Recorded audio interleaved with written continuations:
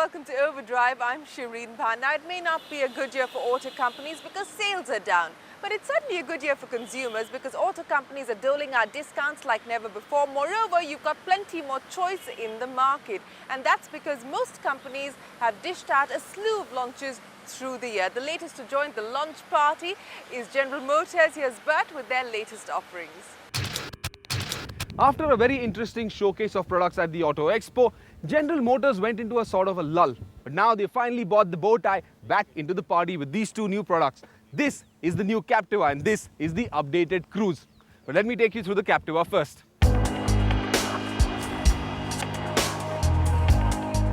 Has the Captiva actually grown larger, or is that just an optical illusion? It's the latter.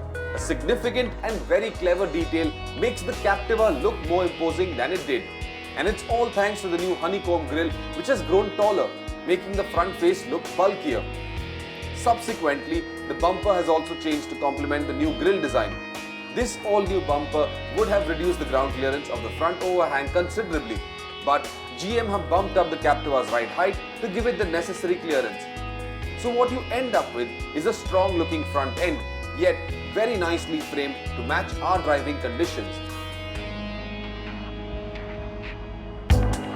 Inside, the cabin is almost the same as the previous generation Captiva with similar equipment levels. Minor changes include an electronic parking brake, and while we did expect a larger display above the stereo showing the new navigation system, what is there is still the older LCD unit displaying some basic yet useful info on range, direction and temperatures.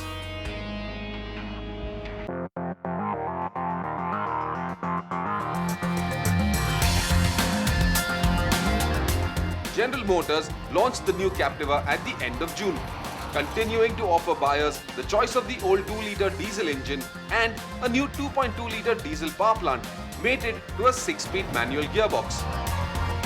Now here's a piece of advice, and it's very good advice. Keep aside the entry-level Captiva. Forget about the mid-level Captiva as well. Just go in for the top of the line, the LTZ variant. Now that's the Captiva with the new 2.2-litre CRDI engine. It's a diesel, and it comes from the good old Stars and Stripes, from good old USA.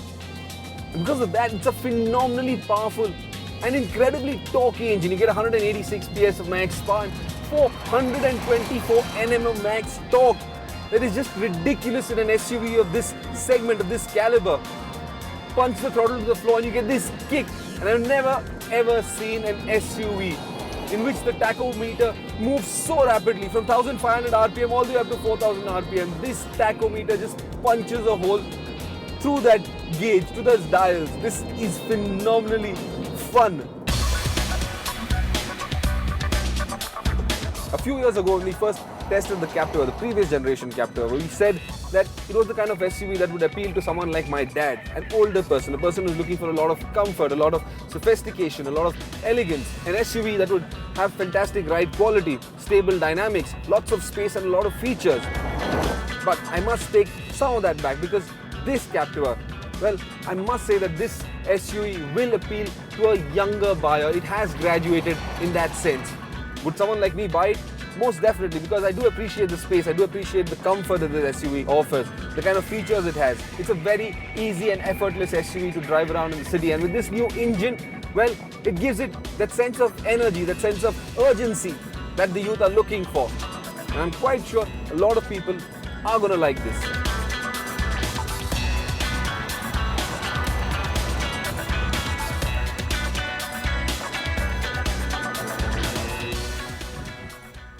So that's all there is about the new Captiva. There's a significant improvement over the previous generation SUV.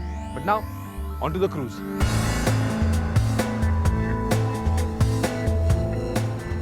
So what's up with the new Cruze? Well, it's not as much a new Cruze as much as it's got a heavily modified engine. There's a lot of changes taking place under that hood.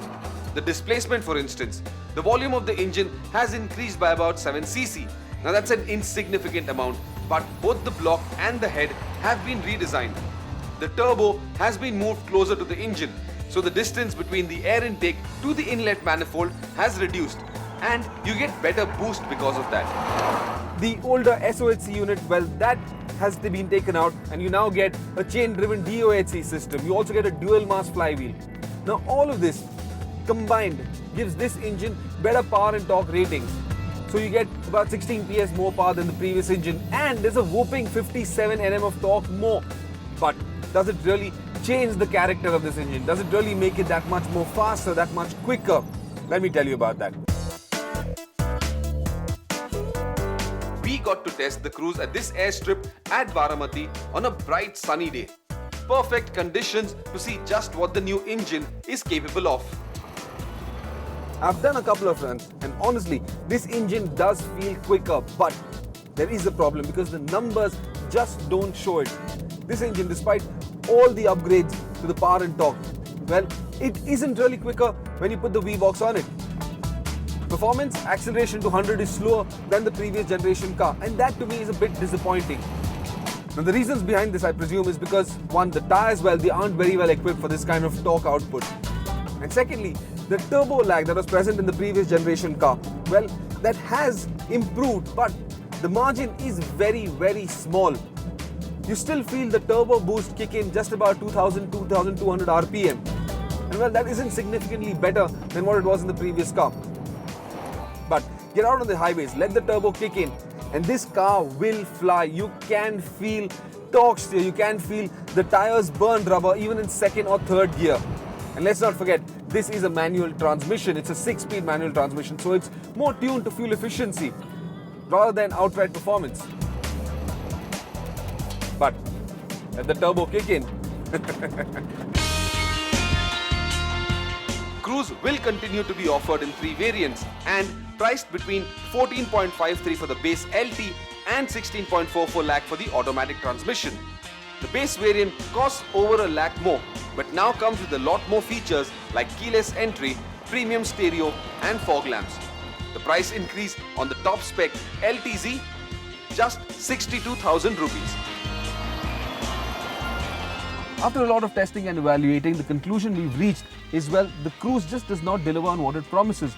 It is a fantastic engine, but it really comes into its own after 2000 RPM. Now, you really can't provoke that condition in the city where most of the time you're driving under 2000 RPM. In that case, the Captiva is a far superior vehicle. It's a lot more drivable, it's a lot more effortless, and throughout its rev band, well, it feels a lot easier to drive. If GM had to place its bet on a horse, the Captiva would be it.